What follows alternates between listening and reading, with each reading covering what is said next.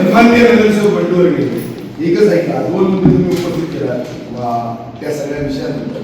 त्याच्यामध्ये एक विषय तुम्ही मांडलात की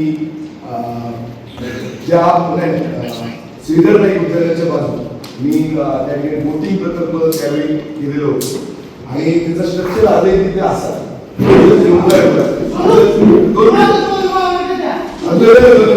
काही पुरातत्व विभागाकडे नाही. त्या ठिकाणी हजारो लोक मी आणणार आहे. आजच मी त्या ठिकाणी व्हिजिट केली. त्याचा पूर्ण सुशोभीकरण आणि पूर्ण त्याच्या डोम बिम सगळा त्याच्यामध्ये येणार आणि ते प्रकल्प त्या ठिकाणी जो बोटिंग सुविधा केला त्या सुशोभीकरणाच्या अंतर्गत तुमचा विकसित करून दाखवणं तुमची मदत करणार. एक दुसरी गोष्ट, आज जो निर्मितीकरण कुत्र्याचं चालू असतं त्याच्यामध्ये आपल्याकडे जागा नव्हती. पर्यटन केंद्र आज जरी पर्यटन केंद्र असतं त्याच्या विकसितच्या ह्याच्यात आले, डेव्हलपमेंट चालू होते. त्या ठिकाणी आज काम चालू होतं नागुस्ता. मग ज्यावेळी निर्मितीकरणाची विषय त्याला जागा कुठची तर त्यावेळी आपण त्या पर्यटन केंद्राच्या दुरुस्तीच्या मध्ये त्या ठिकाणी तोपर्यंत फार काळ चालणार नाही. तर त्या झाल्यानंतर त्याचा लगेच त्या ठिकाणी आपलं पर्यटनच केंद्र होणार असं नाही. त्याच्यामुळे दोन्ही मुद्दे तुम्हाला सांगताय की ठीक आहे. त्यावेळी मी सत्तेवरला पाय उतरण झाले, सत्तेत माझ्यापासून गेली आणि त्याच्यामध्ये ते गोष्टी माझ्याकडनं राहील.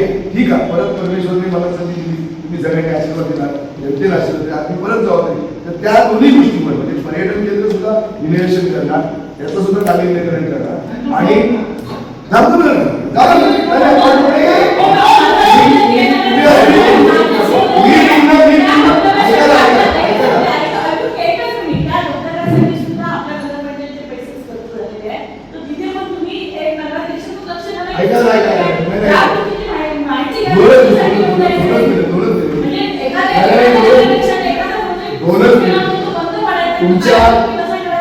तुमच्या मुद्द्यावर बोलत नाही.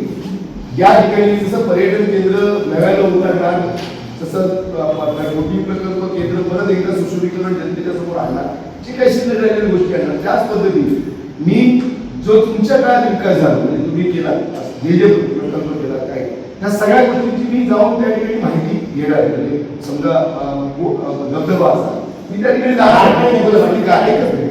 परिस्थिती काय नेमके काय कसं चालू करते. समजा चांगली गोष्ट आम्ही स्वीकार करणार असं नाही. तो वास्तव शेवटी आता शेवटी या प्रशासनाचे प्रमुख आपण विश्वस्त आज परत त्याच ताकदीने त्यांना उभ्या करण्याचं चालू करणं ही आपली जबाबदारी आहे.